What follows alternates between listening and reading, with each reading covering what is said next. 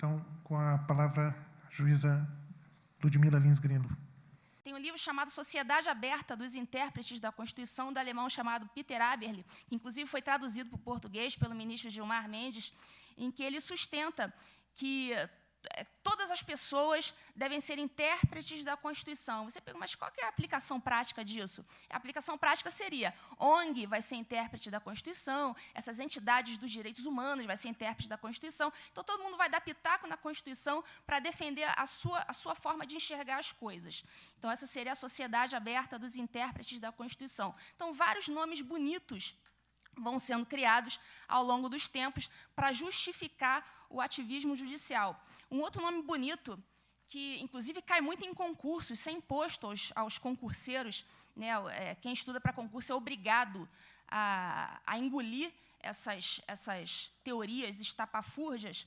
Tem uma que é muito conhecida, foi muito cobrada em concurso e sempre cobrada com aquela ótica positiva, tipo, concurseiro, isso é bom, tá? Faça isso que isso é bom. É o conceito de mutação constitucional. Mutação constitucional é um conceito que está em todos os livros de direito constitucional e eu vejo em todos eles uma ótica positiva. Os autores escrevem sobre a mutação constitucional de forma positiva, como se gostassem realmente desse conceito. Eu vou dizer o que é. A mutação constitucional é o processo de mudança informal da Constituição. É isso mesmo, mudança informal. Né? Para a gente ter uma mudança na nossa Constituição, o processo legislativo ele é muito mais dificultoso. Você precisa de um quórum muito superior no Congresso se você quiser modificar a Constituição. Então, chega uma teoria dessa, uma teoria criada por não sei quem, por algum doutrinador que lançou no livro, e depois todo mundo começa a replicar, chamada mutação constitucional, que joga o Congresso para escanteio e coloca nas mãos do judiciário o poder de ele mesmo fazer uma mudança informal, ou seja, deixa a formalidade do Congresso de lado e passa a mudar informalmente a Constituição. Nós temos um exemplo no artigo 226 da Constituição, que o STF, por meio de uma mutação constitucional, uma mudança informal da Constituição, estendeu o conceito de família aos casais homossexuais. Foi a ADI 4277 do Distrito Federal. Então, com isso, aquilo ali vira uma bola de neve. O STF cria modifica informalmente a Constituição, o CNJ, por sua vez, vai lá, não podendo fazer, legisla em cima daquilo, acabou criando uma resolução que estabeleceu que os cartórios não podem se recusar à celebração de casamento civil dos casais do mesmo sexo, enquanto a nossa Constituição proíbe expressamente o casamento entre casais do mesmo sexo. Eu não vou entrar no mérito se isso seria bom ou ruim, só estou dizendo que a Constituição prevê o casamento entre o homem e a mulher, com esses termos. Então, o STF foi lá, mudou informalmente a Constituição e jogou os termos homem e mulher para escanteio. Né, sobre esse mesmo tema, a gente também é muito importante a gente estabelecer a diferença que foi explicada, essa diferença entre normas formalmente constitucionais e normas materialmente constitucionais, uma diferença estabelecida pelo filósofo Carl Schmitt, e tem tudo a ver com a questão da concentração de poderes nas mãos do STF. Né, o que seriam as normas formalmente constitucionais? Seria o regramento que está na Constituição e, por isso, ele é constitucional, mas ele só é constitucional porque ele está ali. Mas ele não tem exatamente essência de Constituição. Né? As normas que têm essência de Constituição são chamadas normas materialmente constitucionais. Então, a nossa Constituição é uma Constituição analítica, ou seja, ela é uma Constituição gigantesca, ela analisa tudo e mais um pouco, até o que não precisa. Então, nós temos mais de 200 artigos na nossa Constituição, analisando até mesmo o que não tem essência de Constituição, ou seja, são normas meramente formalmente constitucionais, só são constitucionais porque estão formalmente escritas ali, mas elas não têm essência de Constituição. O que tem que ter numa Constituição para ser uma Constituição? Tem que prever a organização dos poderes, estrutura do Estado, processo legislativo, enfim, o sistema de governo, coisas que precisam estar estabelecidas na Constituição para que um Estado possa existir. Essas são as normas materialmente constitucionais. Só que a nossa Constituição ela é tão extensa, ela fala de tanta coisa, que ela chega a ser ridícula em alguns pontos. Tem um artigo que faz parte do anedotário constitucional, que é o artigo 242, parágrafo 2º, que está na Constituição e prevê a existência do Colégio Pedro II, no Rio de Janeiro. Então, eu pergunto, o que o Colégio Pedro II, no Rio de Janeiro, tem a ver com estrutura de Estado, com estrutura fundamental para a existência de um Estado? Então, para vocês verem que a nossa Constituição fala de tanta coisa desnecessária para a estrutura do Estado, que fala até de um colégio no Rio de Janeiro. Então, essa é a diferença de normas formalmente constitucionais e materialmente constitucionais. Essas últimas, aquelas que têm realmente essência de Constituição e devem estar escritas ali. Então, o que isso tem a ver com essa questão da concentração de poderes no STF? Isso quer dizer que, se tudo é matéria constitucional, já que a nossa Constituição é extremamente analítica, isso significa que tudo passa a ser matéria constitucional, e, sendo matéria constitucional, tudo passa a ser de competência do Supremo Tribunal Federal. Ou seja, todos os assuntos possíveis que os senhores possam imaginar acabam, no final das contas, sendo de competência do STF. Tudo cai no colo do STF, ou seja, existe uma onipresença constitucional. Então, isso gera uma concentração de poderes nas mãos do STF, por conta da nossa Constituição extremamente analítica. Então, eu vou dar alguns exemplos de decisões ativistas por parte do STF, e depois eu vou explicar uma questão técnica que envolve essas decisões. Nós tivemos o julgamento, está tendo ainda, já houve alguns votos, a respeito da possibilidade de aborto no terceiro mês até o terceiro mês de gravidez. Tem o voto do ministro Luiz Roberto Barroso, em que ele utiliza vários, o que eu chamo de jargões da militância. Não estou dizendo que o ministro é militante, tá? Estou dizendo que ele usa jargões, conscientemente ou não, nesse voto, e a gente percebe isso muito facilmente. Quem está com os olhos treinados para identificar, vai identificar muito facilmente. Nesse voto, ele considera que a mulher ela tem o direito de abortar até o terceiro mês de gravidez, considera como fundamentos a igualdade da mulher, já que os homens não engravidam. Essa frase está no voto do ministro, tá certo? Já que os homens não engravidam, e ele fala da equiparação plena de gênero. Olha, uma série de jargões que são utilizados na decisão. Impacto da criminalização sobre as mulheres pobres. Olha a questão ideológica envolvida na decisão. A tipificação penal produz a discriminação social, mais um elemento também ideológico contido na decisão, porque as mulheres pobres não têm acesso a clínicas e médicos particulares para realizar o procedimento abortivo, violação aos direitos fundamentais das mulheres. Então, veja que tudo isso foi descrito num voto do ministro do Supremo Tribunal Federal, tudo contra a legem, ou seja, o que diz o Código... Qual é a lei que trata do aborto? Essa lei se chama Código Penal. E está lá no Código Penal dizendo que o aborto é crime e acabou. Só dá duas exceções em relação à mulher que foi estuprada e à mulher que corre risco de vida. Mas não fala nada, não menciona se vai poder o aborto até o terceiro, até o quarto, até uma semana. Não fala isso. Ou seja, o Código Penal estabelece que aborto é crime e acabou com qualquer tempo de gestação. Não cabe ao Poder Judiciário limitar o que a lei não limitou. A lei simplesmente disse que aborto é crime e acabou. O Judiciário foi lá e, pelo menos pelo voto do ministro Barroso, esse julgamento não acabou, disse que é possível aborto até o terceiro mês. O Judiciário simplesmente não está autorizado a fazer isso. Tá? Isso é ativismo judicial nefasto para a nossa democracia. Nós temos também a questão da mudança de nome das pessoas trans. Em março de 2018, o STF decidiu que as pessoas trans podem mudar de nome no registro civil, diferentemente de nós mortais, que não podemos fazer isso.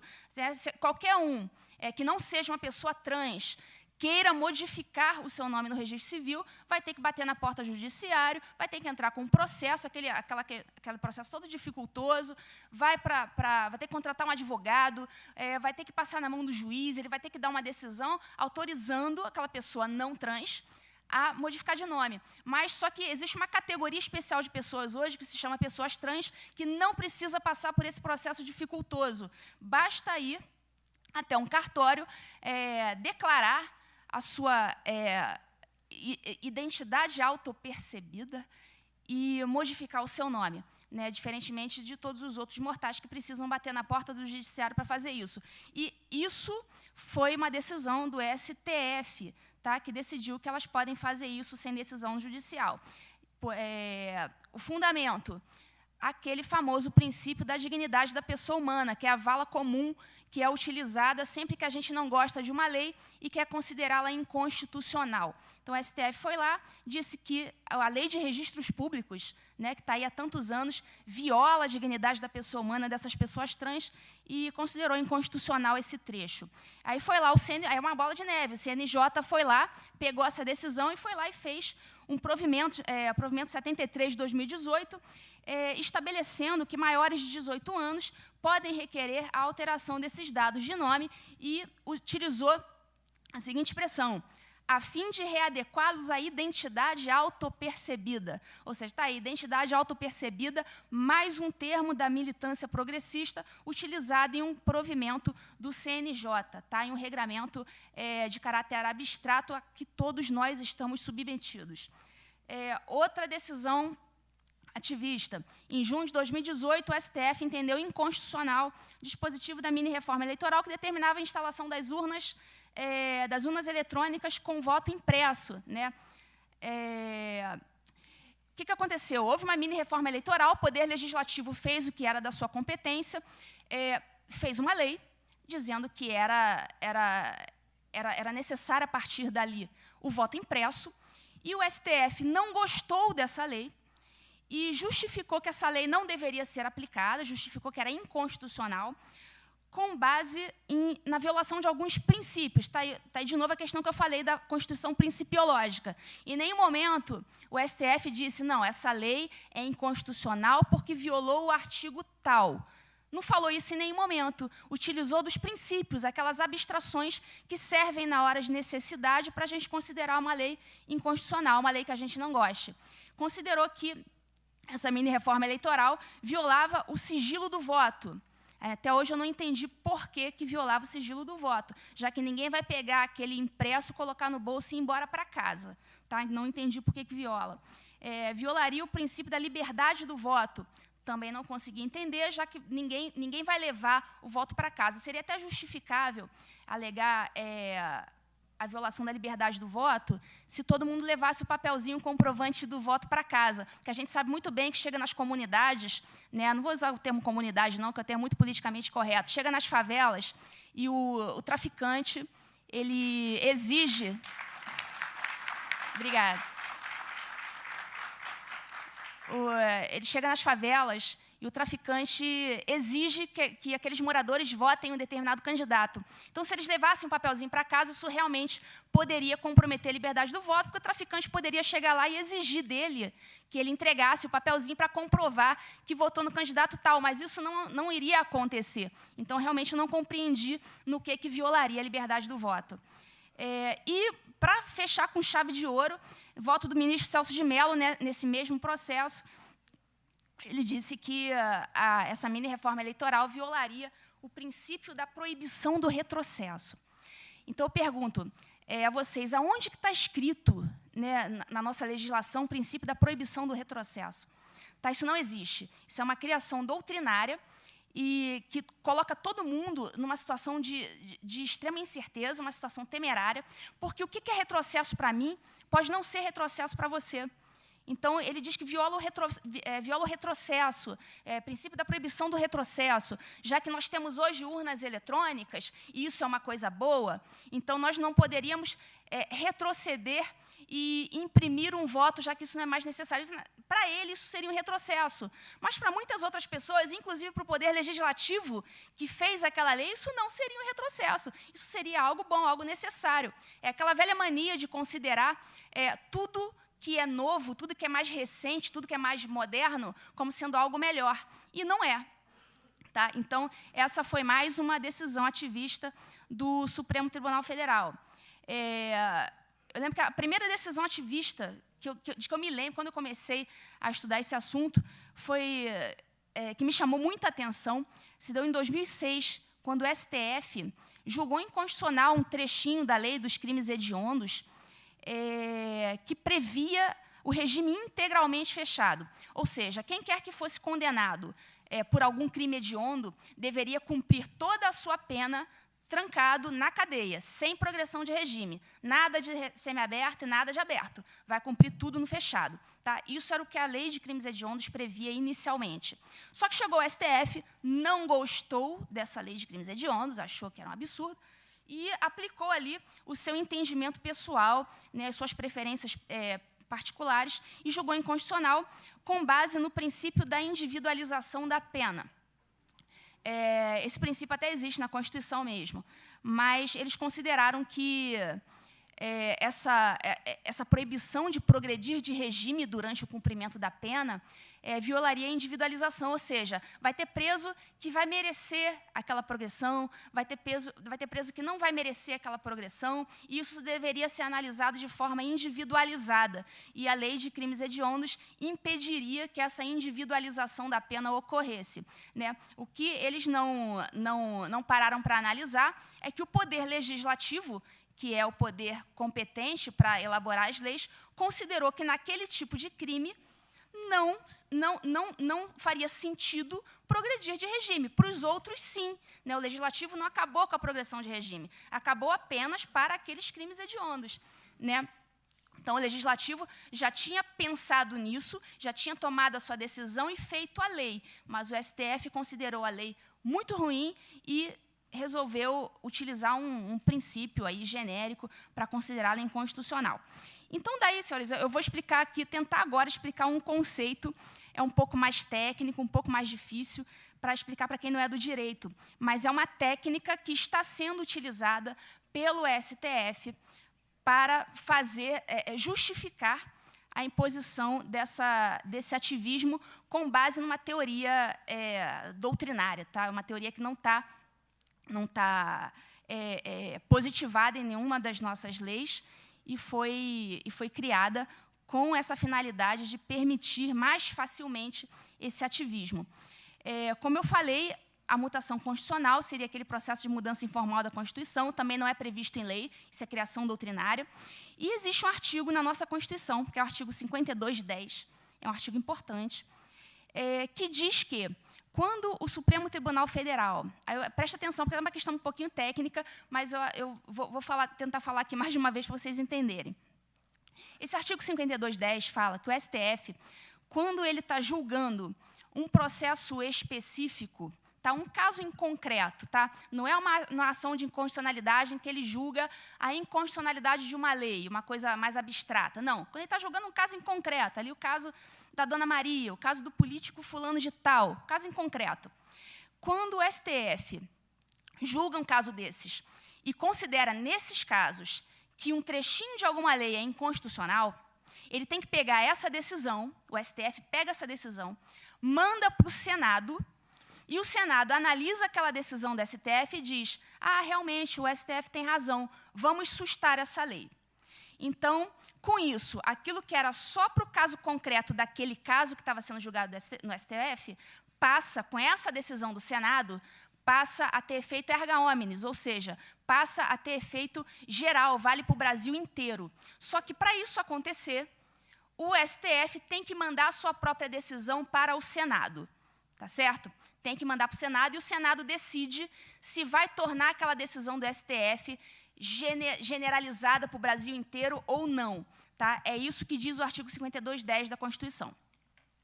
Só que, para permitir o ativismo, para não precisar do poder legislativo para nada, para jogar o poder legislativo para escanteio, surgiu a teoria da abstrativização do controle difuso. Olha que nome bonito. Ou transcendência dos motivos determinantes. Né? Quem é que pode ser contra algo que tem um nome tão bonito? Né? Isso está em todos os livros de direito constitucional, isso é imposto aos concurseiros, todo mundo responde isso na ponta da língua nos concursos, sem questionar se isso é legítimo ou não, se isso é bom ou não para a nossa democracia. O que é essa teoria da abstrativização do controle difuso? o STF chuta para escanteio esse artigo 52(10) da Constituição, não manda nada para o Senado, e ele mesmo abstrativiza a sua decisão, que foi dada naquele processo em concreto, ele torna aquele processo em concreto abstrato, ou seja, vai valer para todo mundo, e transcende aquele caso concreto e transforma aquela decisão em decisão com efeito erga omnes, ou seja, o próprio STF deixa de mandar a decisão para o Senado e ele mesmo passa a considerar a sua decisão como válida para o Brasil inteiro. Então, essa seria a abstrativização do controle difuso ou a transcendência dos motivos determinantes. Essa teoria está, inclusive, no livro de Direito Constitucional do ministro Gilmar Mendes. Tá? Manda o Senado Federal para escanteio. Nós, recentemente, tivemos o que eu considero o caso mais grave de ativismo judicial da história do judiciário brasileiro. Isso aconteceu agora recentemente, mas isso é opinião minha. Tá? Está tendo um julgamento a respeito da equiparação da homofobia ao crime de racismo. Existe uma lei, né, que é a Lei 7716, do ano de 1989, que trata do crime de racismo, e fala racismo seria a discriminação por questões de cor, de procedência nacional, enfim, não fala nada a questão de homofobia. Então, simplesmente,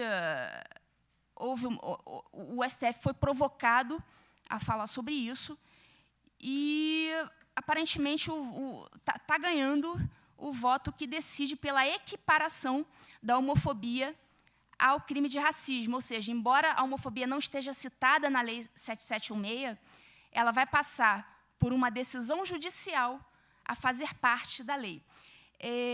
Por que isso é tão grave? Porque só pode haver criminalização de algo por meio de lei. Não há crime sem lei anterior que o defina. Isso não está somente no Código Penal. Isso está na nossa Constituição. Ninguém pode responder por um crime, ninguém pode ser condenado com base em um fato que não é tipificado em lei. Isso é uma questão de segurança para todos nós. E quem é que faz as leis? É o Congresso Nacional. As leis federais são feitas pelo Congresso Nacional. Quem legisla sobre direito penal é o Congresso Nacional. E só por meio de lei alguém pode responder por um crime. Tá? Pode ser criado um crime. Então, nós teríamos pela primeira vez na história um crime criado por meio de uma decisão judicial. Eu não sei nem como é que seria uma denúncia, né, do Ministério Público, porque as denúncias, para quem mexe com vara criminal, o Ministério Público faz uma denúncia, uma peça chamada denúncia. Fulano de tal, no dia tal, no horário tal, na rua tal, subtraiu o celular de fulano de tal. Foi assim, assim, assado que aconteceu. Com base nisso, ele está em curso no artigo 155 do Código Penal. Requeira a sua condenação nos termos desta denúncia. Eu não sei nem como é que seria uma denúncia, porque como é que vai ser essa tipificação? Requeira a condenação de fulano de tal com base no artigo tal da Lei 7716, combinado com decisão judicial número tal do Supremo Tribunal Federal? Essa seria a tipificação penal? Como é que isso iria aparecer numa denúncia? Então, a meu ver, nós temos o caso mais grave de ativismo judicial da história de todos os tempos do judiciário brasileiro. Não sei se tem como reverter isso. No voto do ministro Celso de Mello, também nós vemos vários jargões progressistas inseridos no voto. Ele fala em reconhecimento da identidade de gênero, direitos humanos das pessoas transgêneros, versões tóxicas da masculinidade, essa masculinidade tóxica, todo aquele jargão da militância progressista inserido no voto de um ministro da Suprema Corte. É isso que nós temos assistido atualmente. E realmente lamentável isso acontecer. Não deveria ter elementos ideológicos envolvidos em decisões judiciais. Ele fala que essa homofobia seria coisa de fundamentalistas religiosos. Isso eu estou lendo o voto dele, tá? Não estou falando com as minhas palavras, não.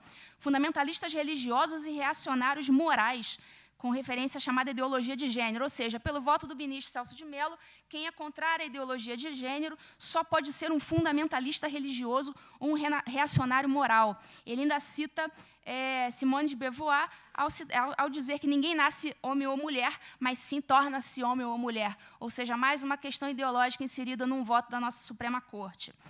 O que isso tudo tem a ver com a questão do globalismo, que é o que a gente está tratando aqui hoje nesse evento? O que STF e CNJ, que são coletivos não eleitos e estão legislando, estão impondo as suas preferências pessoais a todos nós, coercitivamente, tem a ver, por exemplo, com a ONU.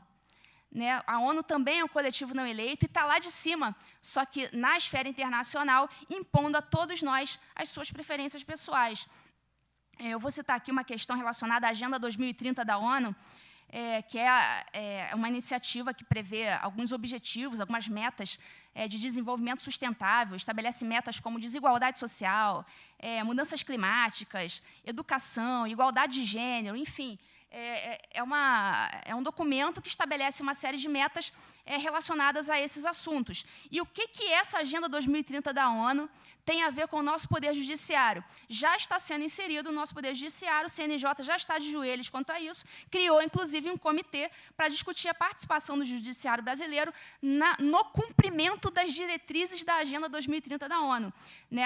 Está lá, realizar estudos de integração das metas do Poder Judiciário aos indicadores e objetivos do desenvolvimento sustentável da ONU. Ou seja, já submeteu o Poder Judiciário do Brasil inteiro à Agenda 2030 da ONU. Ou seja, está impondo isso coercitivamente a todos os juízes.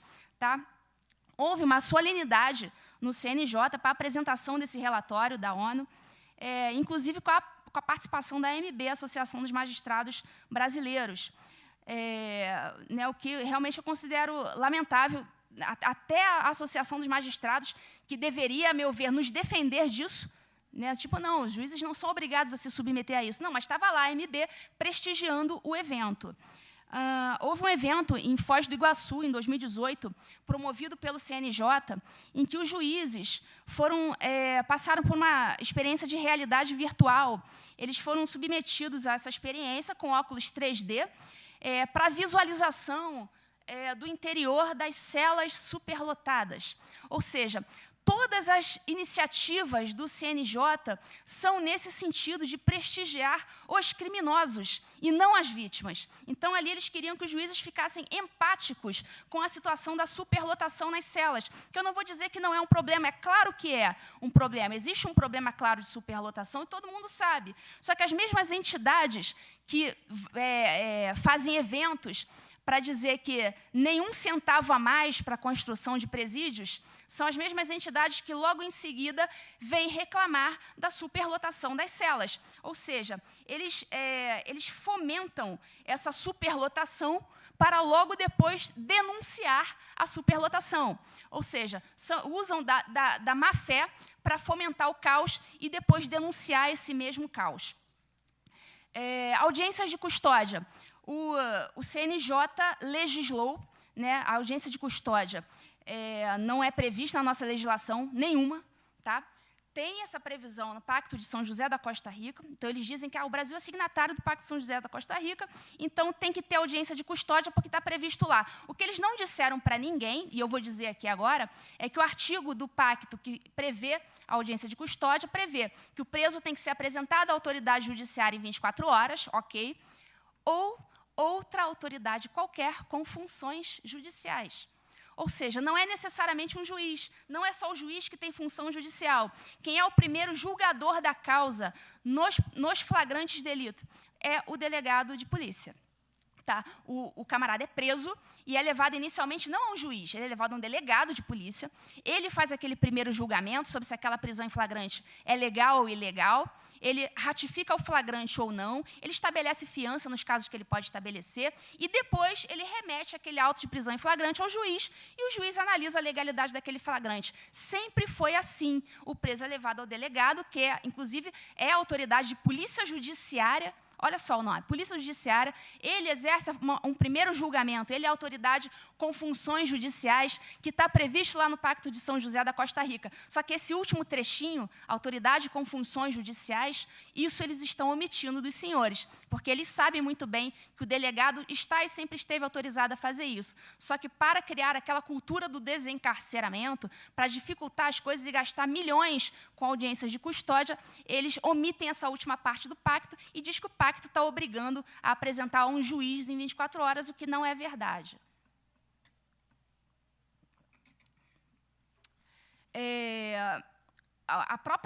O próprio CNJ, na resolução 2013-2015, que estabeleceu as audiências de custódia, também fica de joelhos para a ONU e leva expressamente em consideração, naqueles considerandos iniciais da resolução, ele fala, leva em consideração o relatório produzido pelo Subcomitê de Prevenção à Tortura da ONU, pelo Grupo de Trabalho sobre Detenção Arbitrária da ONU e o relatório sobre o uso da prisão provisória nas Américas da Organização dos Estados Americanos, OEA. Tá? Esses termos estão expressamente na Resolução 2013 de 2015 CNJ, que trata das audiências de custódia. O CNJ também usa muito essa expressão encarceramento em massa, superlotação carcerária, que são essas expressões, essas pílulas que jogam na militância e ficam sendo repetidas exaustivamente. Isso tudo é pauta do CNJ. O CNJ estabelece umas metas, meta 1 do CNJ, meta 1 de 2019, meta 2, meta 3, e impõe aquilo ali coercitivamente a todos os juízes do Brasil. Então, o CNJ estabelece as metas de acordo com o que ele acha que é bom para o Brasil e obriga os juízes a privilegiarem aqueles processos que tratam sobre aqueles assuntos, ou seja, viola completamente a nossa independência funcional. Tá? Interfere ideologicamente na independência funcional dos magistrados, sob pena de retaliação disciplinar. Né? Vários colegas respondendo a processos disciplinares, não só nas corregedorias dos seus estados, como no CNJ também. Tá? Então, em resumo, é isso. Existe uma verdadeira tomada de posse do país por meio do aparelhamento do Poder Judiciário. É uma estratégia 1000 vezes mais simples do que a utilização, do que prevê a Revolução Cultural gramsciana, porque não requer mobilização das massas, não requer grandes organizações, não requer nenhum tipo de sofisticação intelectual. Né? Basta o domínio da Suprema Corte. Então, em vez de você dominar um Congresso Nacional com centenas de parlamentares, basta que você domine 11 pessoas que fazem parte da Suprema Corte.